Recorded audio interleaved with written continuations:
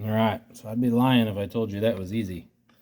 That is not fun. Probably the worst part of this whole thing is getting that housing back in location. I'm going to show you something real quick that you need to make a note of. This bolt right here is the hardest one of the whole thing to get back in place, because that shoulder right there tries to lock the bolt up, and if you just try to force it, I can promise you, you will cross thread it. So you do not want to cross thread that bolt. All the bolts right now are in, they're all started, they're all run down. I need to snug them all up evenly. One thing I need to look in the book, because I don't remember, is I don't know what this little guy is. It looks like it's adjustable, like that looks like a little slotted head adjustment, and it looks like there's a piece of solder on it. So I need to look in the book and see if that's like a pressure relief setting or what that is, but that's interesting to me.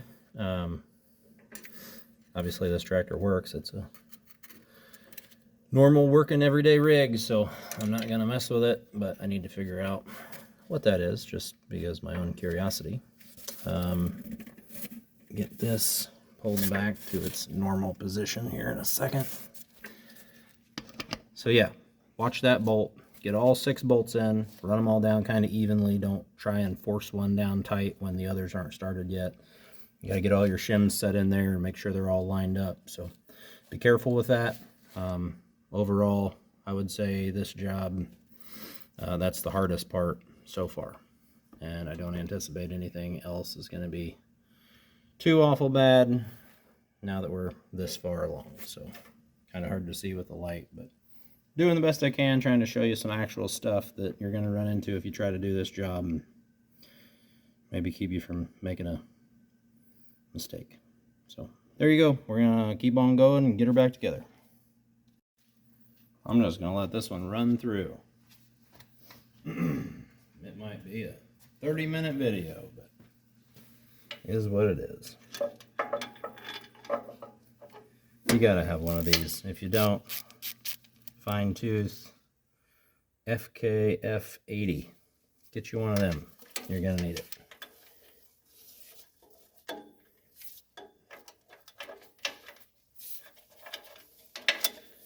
And the little Flex 9/16 is also required, because you wouldn't be able to get there with a regular swivel. Not enough real estate.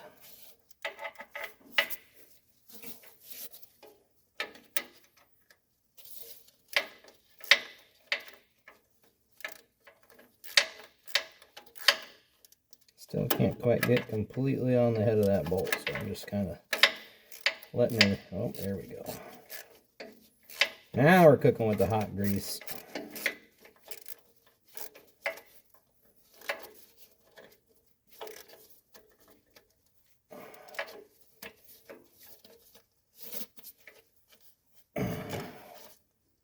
Remember, German torque spec. Yeah,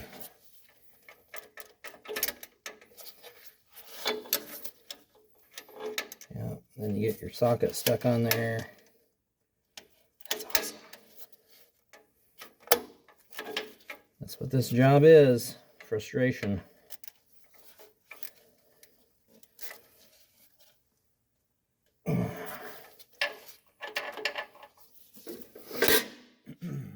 I may have to get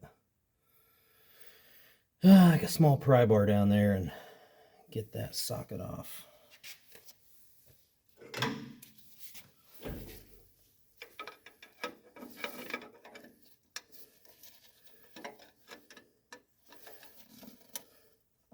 Oh yeah, a little movement.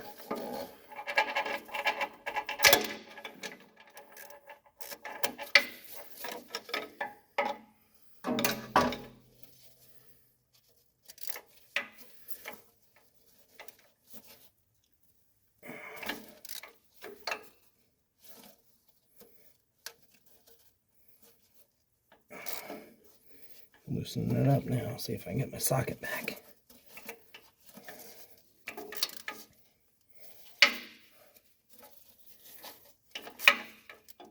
Yeah, perfect.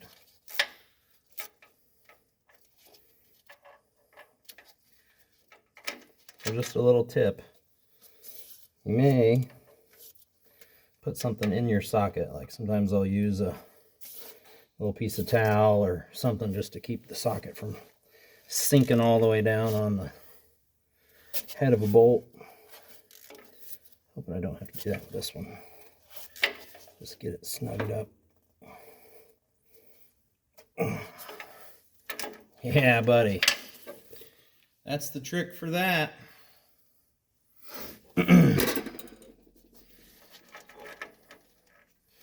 What a pain in the ass. But that's why guys will say it's easier to just split the tractor, which probably not wrong, but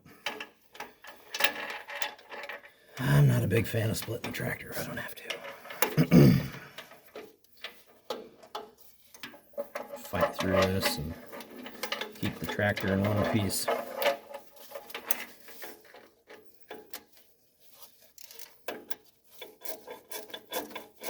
But once you get it all kind of going back together, it's pretty straightforward.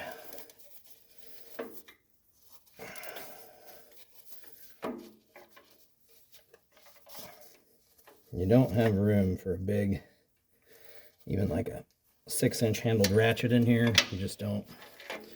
You don't have the real estate to use it. So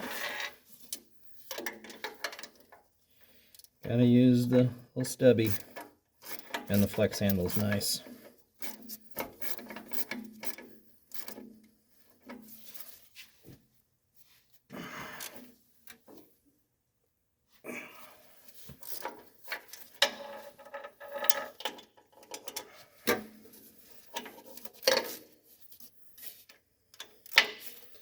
And if you think you can get a wrench in here to do this job, you're wrong. Because you won't. Trust me, I know. I thought the same thing. Get them good and snug. You don't want that coming loose. Another reason why I hit it with the Loctite and a little bit of brake cleaner on your bolts and on the threads is a good idea. Okay. When I took this thing apart, I used this wrench to break them loose, so I'm kind of going by that when I put it back together. If I can break them loose with it, chances are I can get them as tight as they were with it as well.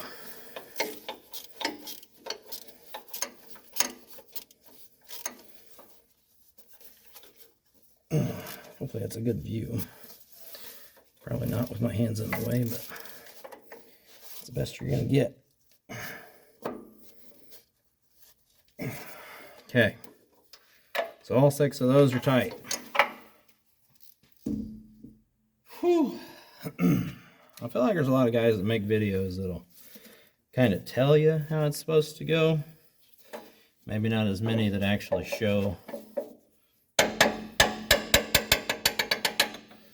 the true process of it, but yeah, that's what we're going to work on. Maybe we'll have some better ones, but it's not going to be production quality stuff, but you're going to see what you need to see. Okay, so there's the lever. Damn, that thing's tight. We're going to try it out. I'm going to put her all back together and see if she cycles. Like I said, this only goes one way. So this is the back side of the transmission. This is your PTO side. If you get confused, you can look at your PTO shaft and see which way it slides on there. Right down Main Street. Slides all the way forward. That's good. This little shifter paw. I don't think it's directional. I mean, it certainly doesn't look like it. It might be a little more rounded on that side. Can't remember when I took it out what way it's supposed to go, so maybe one of you Ford experts out there will tell me I put it in wrong, but it looks like it's got a taper cut on both sides. It just looks slightly more rounded there.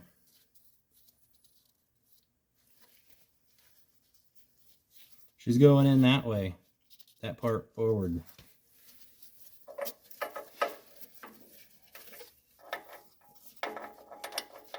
So that is currently engaged, disengaged. On the shaft, this bad boy, I didn't mark it when I put it in. Maybe I should have, to look for like which spots are grooved and which spots aren't, but I had the machine shop slightly cut that shaft just a little bit to clean up the grooves. So both grooves are a little deeper than they used to be, and you can kind of see it looking down through the inspection hole. So if you want to rotate it until you find like a really, really clean, pristine looking spot on it, now would be the time to do that. Yep, like there's a spot I probably don't want to use. I can still see a little track mark. So if that's facing up at me, I know the bottom side of the shaft, isn't going to look like that. So it's really the only one bad spot I see still.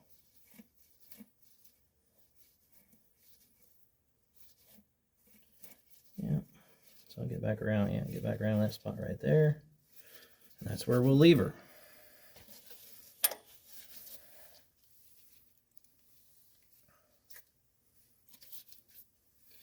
Washer and nut.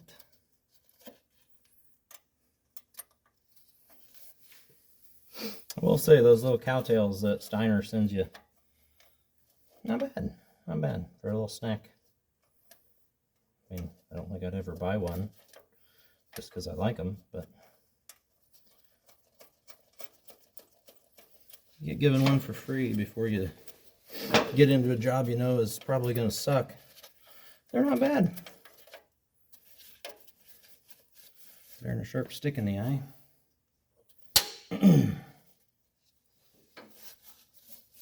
And of course, I probably don't have my 9/16 over here.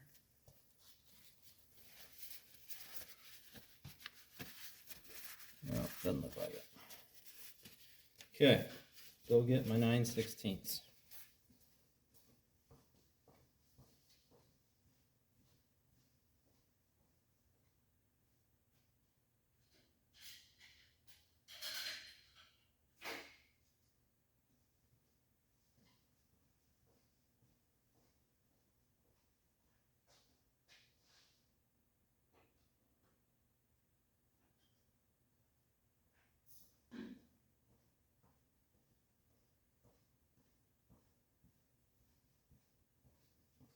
You know, it sure would be nice to have my radio playing while I'm in the shop making these videos, but thanks to YouTube and their policy where you can't have background music playing, I don't get to listen to any music. It's kind of bullshit. Like, just use your little AI and figure out what song is playing in the background and tag it. I don't care. I don't own the rights to the music. I don't want them. Just leave the radio playing when I'm working.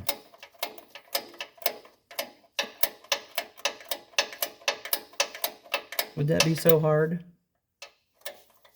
No. It would not. Maybe there's a trick to getting around that, and I'm just not a good enough YouTuber to know it, so let me know. I don't plan to be a professional, ever.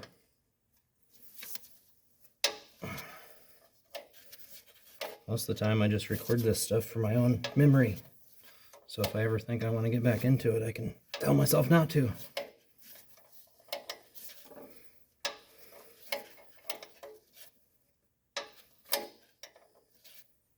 Okay, that's tight enough. That German spec again. Usually, get these covers. You can replace the gasket if you want, but if the gasket's in good shape, stays stuck on the tractor, reuse it. Not leaking, doesn't have any problems. Probably better than the crap you're gonna get now that's made in China. clean her up a little bit, and we'll see how she does.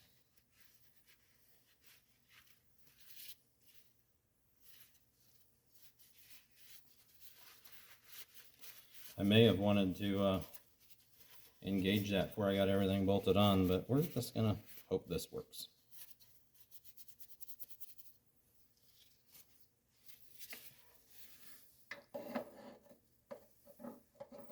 Because I still have the studs in the side of the tractor, which may hurt me here, but we're gonna see. Oh, money. Look at that.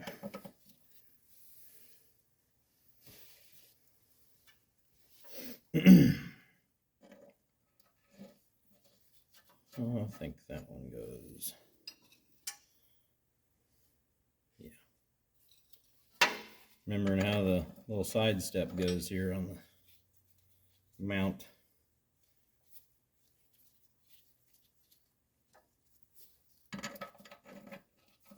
Once you get this all done, make sure you put the drain plug back in the bottom before you start filling it up, or you'll have a nice little mess. Okay, we get that back on there. Just get a couple of nuts started. Set this bad boy back in place.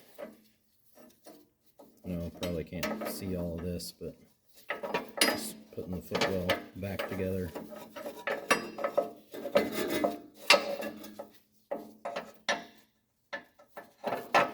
Sorry if the audio is unpleasant. Deal with it. Footwell.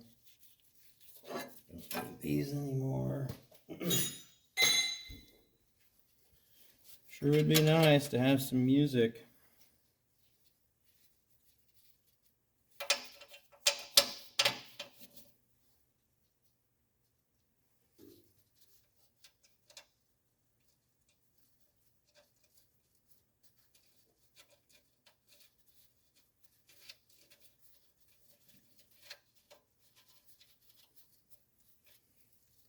You just kind of gotta like doing this sort of thing, or you're not gonna make it.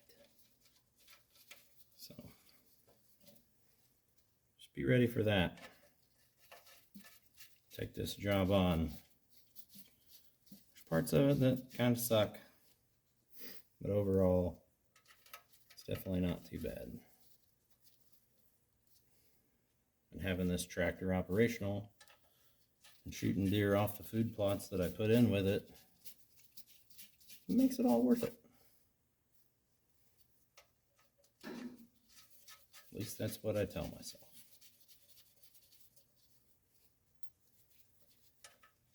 Oh, let's get you out of the way. Oh, that feels nice. Honestly, I feel like I could probably make it a little bit tighter, but you don't want it to be, you know, ridiculously tight. Just going to cause it to wear out that much faster. So it needs to be snug, but not ridiculous. You got to think, once this thing's got oil in it, it's going to be a little bit smoother yet. So really just need to get a good solid groove. And I think the biggest part of my problem was the spring being worn out. See how much shorter the old spring was than the new spring. Okay, that's snugged up. Oh man, like I can't bang that thing out of gear. Like I could put a little bit more tension in it, I think. For the most part, I mean, that thing fits pretty good. And obviously back is engaged.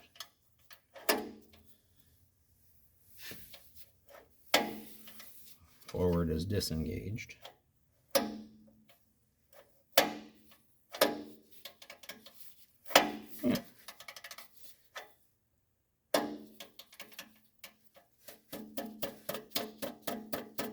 Not to say it couldn't still happen, but it's definitely going to be harder to get it out of gear than it was, because before you could just smack it and it would slide right out of gear. Okay, that's what we're gonna go with. If it doesn't work, I know how to fix it, even though I don't want to fix it, because it kind of sucks. But we'll tighten all this up. I'll tighten the footwell back up. I'll put the drain plug in it, pull the level and spec plug out, which is where? Oh, I guess this one's just the dipstick. Never mind, I was thinking the transmission. Yeah. So I will fill it up till it's full on the dipstick, and I can just dump that in before I put the cover up. So that makes it nice. Okay, we're gonna get her buttoned up. That's all the fun of that thing. Sorry the video is so long, but I think it's probably worthwhile to see it actually go together. And yeah, now you know what you're going to be up against if you try to do this thing yourself. So enjoy. It's a lot of fun. Not really. So yeah. So one thing I wanted to point out here while this thing's going back together. This is my old PTO shaft that I originally took out thinking that was the problem why this thing was kicking out. I bought this rebuilt one from a guy on Facebook, sells a bunch of tractor parts. He's a lot smarter on these than I am, so I defer to his judgment. This one obviously has a little bit of play, but it wasn't leaking or causing any problems. I went ahead and replaced it anyway with a factory rebuild. No play. So if you want to check yours, just to kind of gauge if you need to probably put a bearing in it or seal, that's a simple check. Obviously a little bit of in play is not the end of the world, but no in play is new rebuilt. So I'm going to slip this back in the tractor, get her refilled, set the top plate back on, new gasket, refill all my fluids, check everything up. Got to do an oil change on it too, and then we're going to be ready. This thing's going to be done. So there you go, PTO shaft check. And one more little thing.